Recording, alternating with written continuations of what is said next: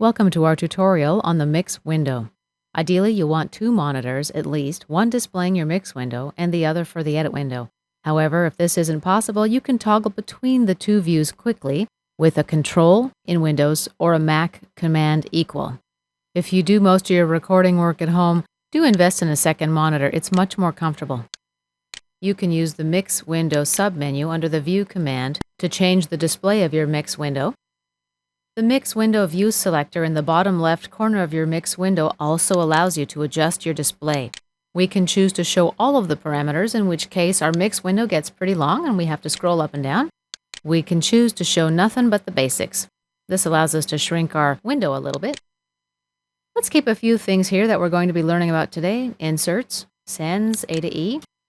I'll keep track color too and comments. Okay, a reasonably long window. If you've got a lot of tracks, you do have the option to narrow the view of your window. Let's return it back to the expanded view. The left bottom corner of this window has the chevron that opens up to become our tracks and group lists. Only the selected tracks appear in your mix window. If I deselect them, they disappear. With the Tracks local menu, you can choose to show and hide tracks. You can show only certain types of tracks, and you can hide certain types of tracks. This will help you organize your mixer space to maximum effectiveness. Let's show everything. Down below are our mix groups. These are tracks that we've grouped together for the purposes of mixing with one volume fader. I don't have any here, but I can group some together. Let's create a new group.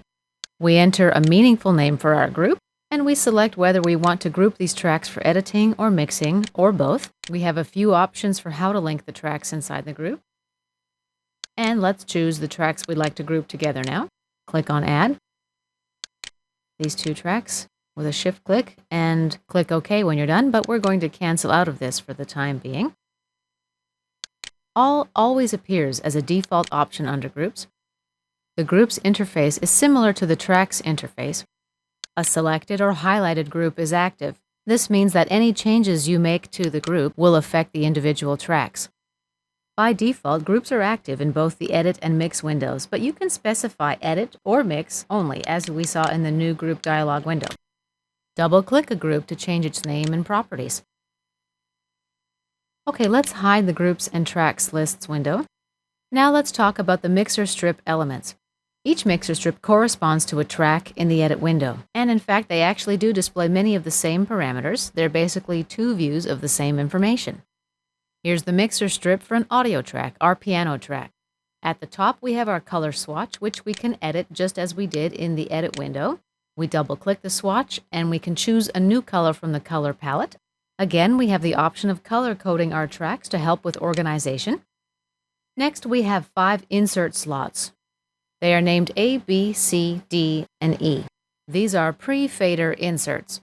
This means that the volume fader on each track doesn't affect the amount of signal going into the insert. Click on the arrows to pop up a selector window. Let's browse through our plugins, and we'll choose an EQ plugin. Its control interface window opens. Let's close it for the time being. The signal that comes from this first insert will affect what's going into the second insert, so do be careful about the order that you apply your plugins. You can move the inserts simply by dragging their buttons. This is how you can easily change their order. If you Option or Alt drag, you can copy the effect. You can do this across tracks, but the tracks have to be of the same kind and of the same number of channels. For example, I wasn't able to drop that EQ plugin onto the MIDI track or the aux-in track. I can easily identify this track as a MIDI track because of the inputs and outputs, as well as the icon in the bottom right-hand corner of the mixer strip. The 5-pin MIDI cable icon is a MIDI track. There are some other indicators too. The volume is indicated in a velocity measurement instead of a decibel gauge. This aux-in track is denoted by the arrow symbol as well as the absence of a record enable button. To remove an insert, simply click on the pop-up selector and select No Insert. We're going to leave that one in place. Below we have our 5 sends A through E. We've actually got a total of 10 sends. F through J are down below here. Let's hide those for the purposes of fitting everything into our screen here. The interface is similar to that of the inserts. We click on an arrow to make a selection, either of an interface or a bus, one of Pro Tools' virtual signal routing paths. You can assign the send to a physical output or to a virtual output. Sends will default to post-fader, but you can actually specify if you want to have your send be a pre-fader send. Each send has an output window where you can make this specification. I make this a pre-fader send by clicking here. With this lever, I indicate how much signal I'd like to be sent. The output window for a send is a terrific feature in Pro Tools. For the time being, let's close it. We'll be picking it up later on. Underneath our sends, we have our audio path input selector. Click here to make your selection of your audio path input. My signal's coming from a mono channel 1 on my audio interface. Underneath the audio input selector is the audio output path selector. This is your signal's final destination. You can choose multiple output paths, both virtual and physical. If you want to select a multiple path, simply hold down the Control button on your Mac or the Start button in Windows while you're pressing down on the output path selector. Then make your selection. If you have enabled a multiple output, this will be denoted with a little plus sign in front of the output. Underneath the output path selector, we have the automation mode selector. We saw this in our edit window. By default, it's set to auto read, which means it'll read all automation automatically. We can also choose off and touch, latch, or write. These are different writing modes, which we will be exploring in our chapter on automation. Underneath, we've got the pan slider. Mono tracks will have one pan slider. This is how we adjust our track's positioning in space. A stereo track will have 2 pan sliders. And the indicator below shows the results of my panning. Down below, we have the record enable buttons as well as the solo and mute monitoring buttons. We click on this R to arm a track for recording. Only audio, MIDI, and instrument tracks have a record enable button. Master faders and aux inserts can't contain any audio or MIDI regions. This is an aux input track, no record enable button there. You can enter record safe mode on any track by command clicking it in Mac or control clicking the record enable button in Windows. You see here that it's dimmed out. In this case, you're not able to record here. And this is helpful if you've got a lot of tracks in your window and don't really have room to see with a large enough display. This prevents you from writing over this track by accident. To re-enable the track for recording, you can simply repeat the command, Control or Command click on the R again. The solo and mute monitoring buttons allow us to hear a track all by itself. You can solo more than one track at a time. The M button is our mute button. If you command click the solo button in Macintosh or control click in Windows, you'll gray out the solo button. This takes your track into solo safe mode. This means it won't be muted even if other tracks are soloed. Solo safe mode prevents you from accidentally muting a track. This is particularly useful for aux-in tracks, whereby if you mute them, you'll mute the input source track by mistake. Option-click or Alt-click in Windows on any track's mute button to mute or unmute all tracks at once. This icon opens the track's output window. An output window is a floating window that stays open even if you close the mix window.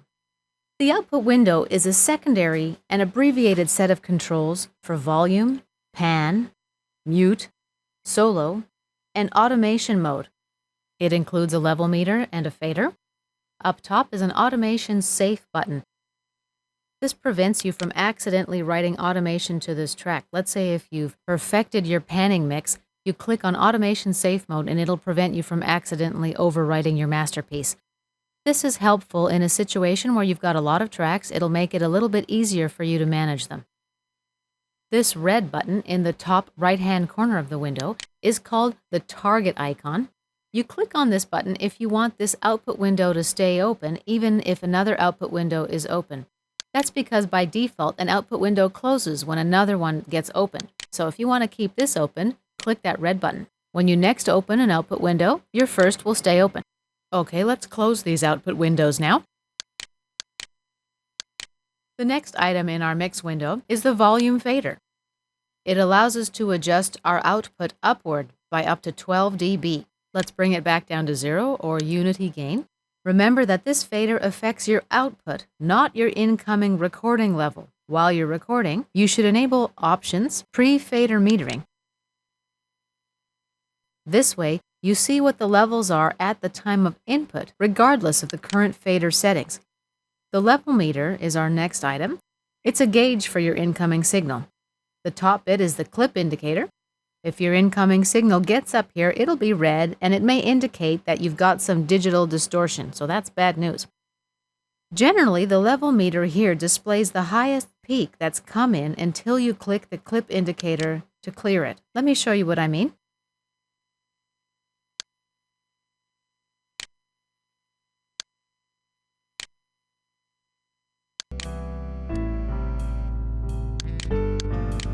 Let's get our mix window back. That's our highest level to date.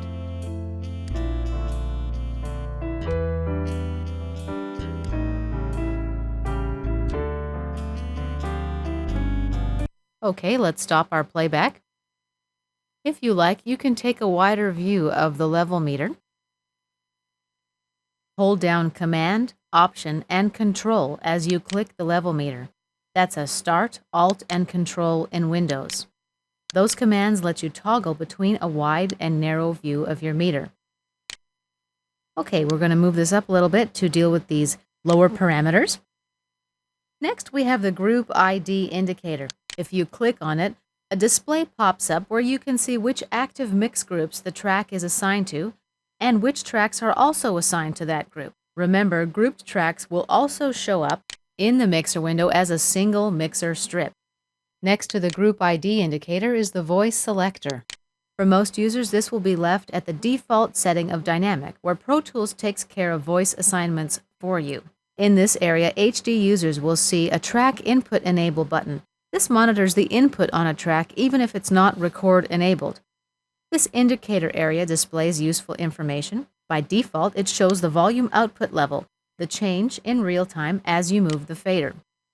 You can toggle to a peak indicator mode by command clicking in Macintosh or control clicking in Windows.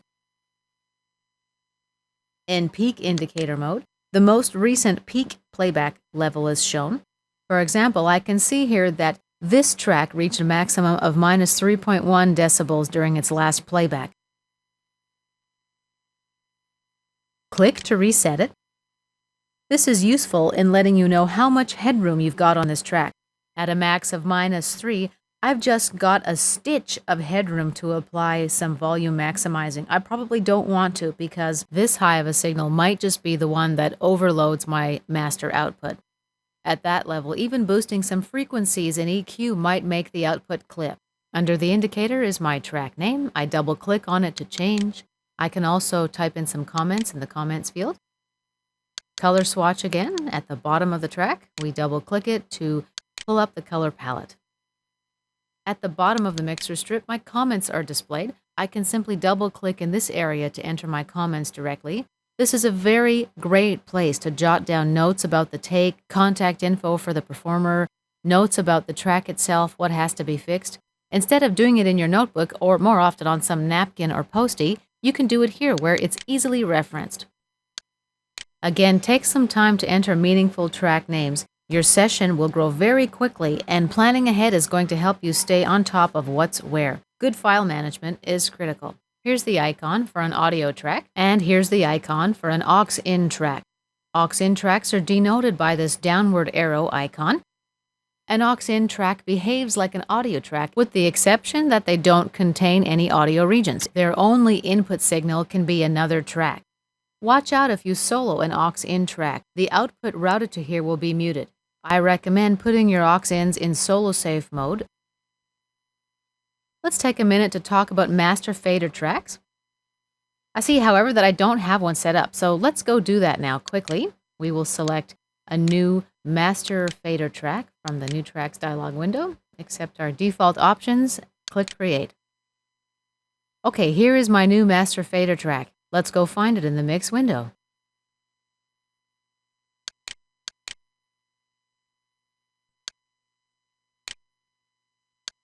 Master fader tracks have many fewer options because mainly they act as a master volume control for the output signal to your audio hardware.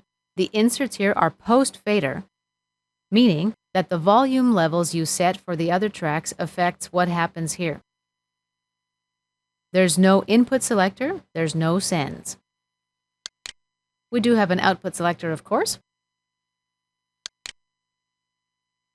The master fader track is indicated by this symbol. No record, solo, or mute options, obviously. Let's take a look at a MIDI track.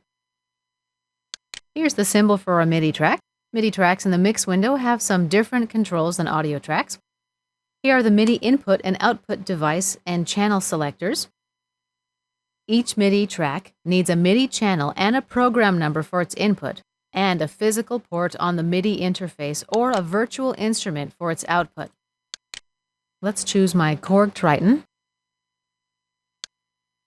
While we do have pan and volume controls here, these represent MIDI controller data. My volume indicator gives me the MIDI units of velocity from 0 to 127. 0 is quiet and 127 is very loud. That's the maximum volume setting on MIDI, in fact. A hard right in my pan on a mono track is indicated by 64, and a hard left is 64 the other way. Basically, this level meter is showing the note on velocity rather than a reading in decibels.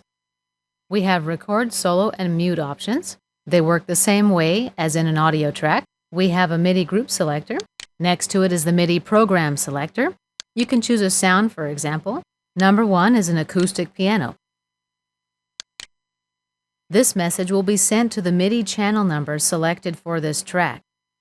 If you configure your synthesizer's patch name file with the MIDI Studio Setup window in Pro Tools for Windows, or the MIDI Setup utility that comes with the Mac's OS X operating system, you can load by name instead of by general MIDI number. Basically, this means that Pro Tools knows what I've got on my synth and can pull it in by name instead of number. It's a lot easier to use. For many well-known MIDI instruments, Pro Tools will automatically load this patch name file for you. After making a patch name selection, when I run my mouse over this button, I will get a pop-up message giving me the name of my patch. I click on it to make any edits.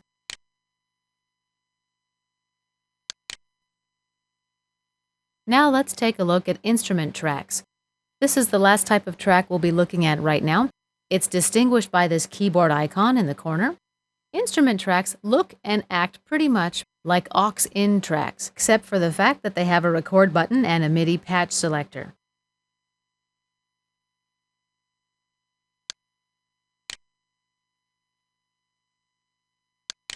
Now in the edit window, though, an instrument track looks like a MIDI track. That's why they're great for recording the output of virtual instruments. Any adjustments you make in the mixer window will send MIDI messages to the MIDI channel. Note also that we have sends and inserts on our instrument track. Let's scroll up to the top of our window.